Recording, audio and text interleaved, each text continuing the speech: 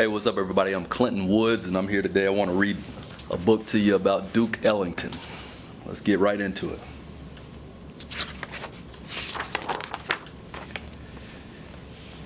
You ever hear of the jazz playing man, the man with the cats who could swing with his band? He was born in 1899 in Washington, D.C., born Edward Kennedy Ellington. But wherever young Edward went, he said, "Hey, call me Duke." Duke's name fit him rightly. He was a smooth-talking, slick-stepping, piano-playing kid. But his piano playing wasn't always as breezy as his stride. When Duke's mother Daisy and his father J.E. enrolled him in piano lessons, Duke didn't want to go. Baseball was Duke's idea of fun, but his parents had other notions for their child. Duke had to start with the piano basics, his fingers playing the same tired tune. 1 and 2 and 1 and 2. Daisy and J.E. made Duke practice day after day. To Duke, 1 and 2 wasn't music. He called it an umpty-dump sound that was headed nowhere worth following. He quit his lessons and kissed the piano a fast goodbye.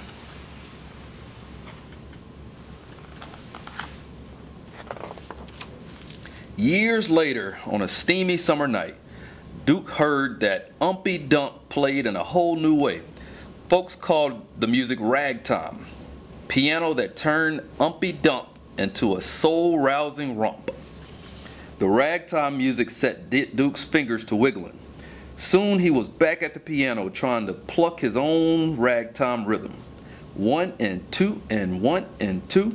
At first, this was the only crude tinkling Duke knew.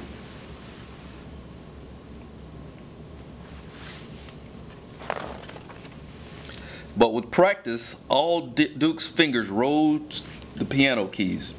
Duke started to play his own made-up melodies, while notes, chords, sharps, and flats, left-handed hops and right-handed slides.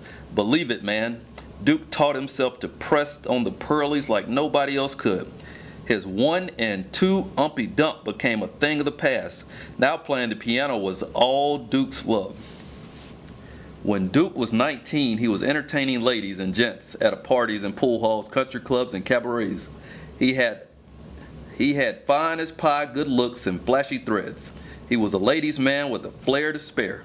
And wherever a pretty-skinned beauty leaned on Duke's piano, he played his best music composition smoother than a hairdo sleek with pomade.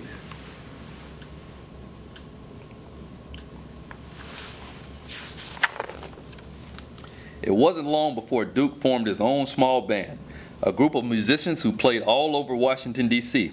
But soon they split the D.C. scene and made tracks for New York City, for Harlem, the place where jazz music ruled. They called themselves the Washingtonians and performed in all kinds of New York City honky-tonks.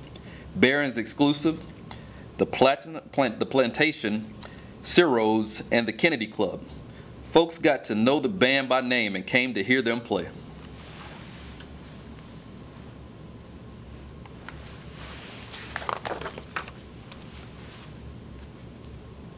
Then on an autumn day in 1927, Lady Luck smiled pretty on the Washingtonians.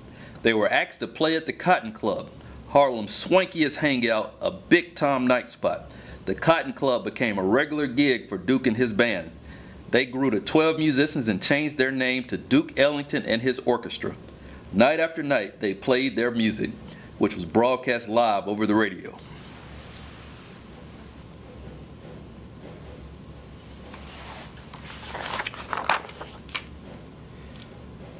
For all those homebodies out in radio lovers land, folks who only dreamed of sitting pretty at the Cotton, the show helped them feel like they were out on the town. Duke's Creole love call was spicier than a pot of jambalaya. His mood indigo was a musical stream that swelled over the airwaves.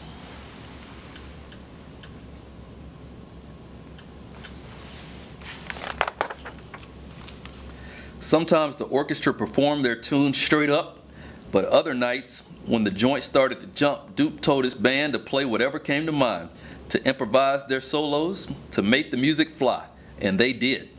Each instrument raised his own voice. One by one, each cat took the floor and wiped it clean with his own special way of playing. Sonny Greer pounded out the bang of jump rope feet on the street with his snare drum, a subway beat on his bass drum, a sassy ride on his cymbal. Sonny's percussion was smooth and steady. Sometimes only his drumsticks made the music, cracking out the ratty beat of wood slapping wood.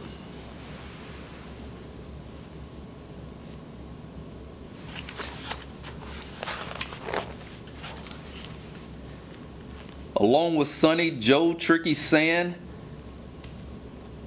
they went to work with his trombone sliding smooth melodies gold. He stretched the notes to their full, pushing and pulling their tropical lilt. With Tricky Sam was through, he'd nod to Otto, Toby Hardwick, your turn, he'd say. Take the floor, Daddy-o.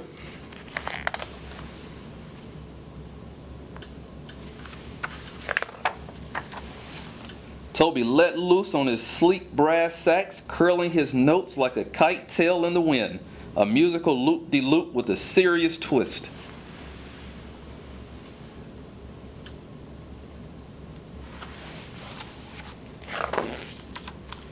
Last came James Bubber Miley, a one-of-a-kind horn player. He could make his trumpet wail like a man whose blues were deeper than the blue sea.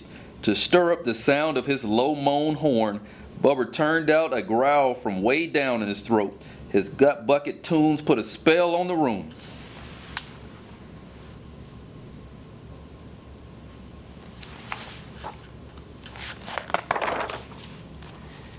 Yeah, those solos were kicking. Hot buttered bop with lots of sassy, cool tones. When the band did their thing, the Cotton Club performers danced, the Black Bottom, the Fishtail, and the Susie Q. And while they were cutting the rug, Duke slid his honey-colored fingertips across the ivory 80s 8 keys.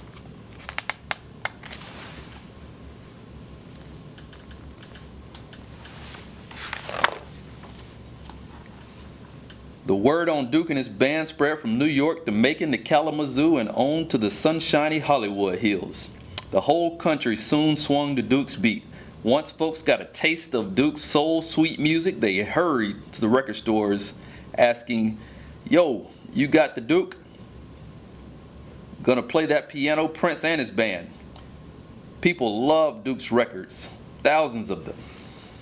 In 1939, Duke hired Billy Strayhorn, a musician who wrote songs.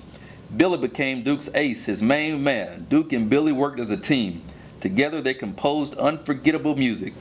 Billy's song "Take the A Train" was one of the greatest hits of 1941.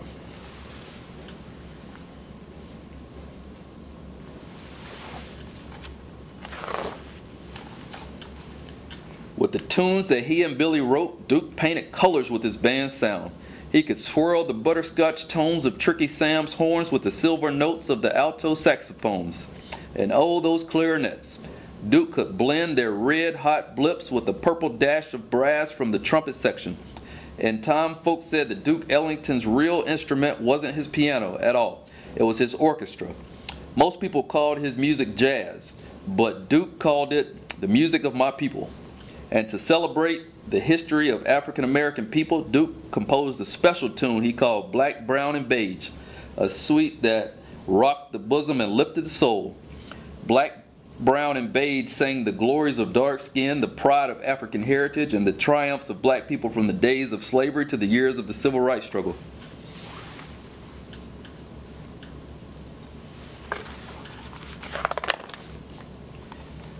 Duke introduced Black, Brown, and Beige at New York's Carnegie Hall, a symphony hall so grand that even the seats wore velvet. Few African Americans had played at Carnegie Hall before. Duke and his orchestra performed on January 23, 1943. Outside, the winter wind was cold and slappy, but inside, the Carnegie Hall was sizzling with applause. Duke had become a master maestro.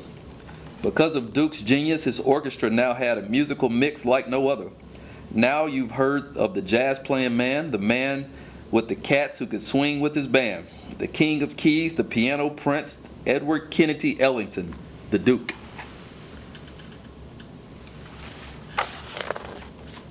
The end.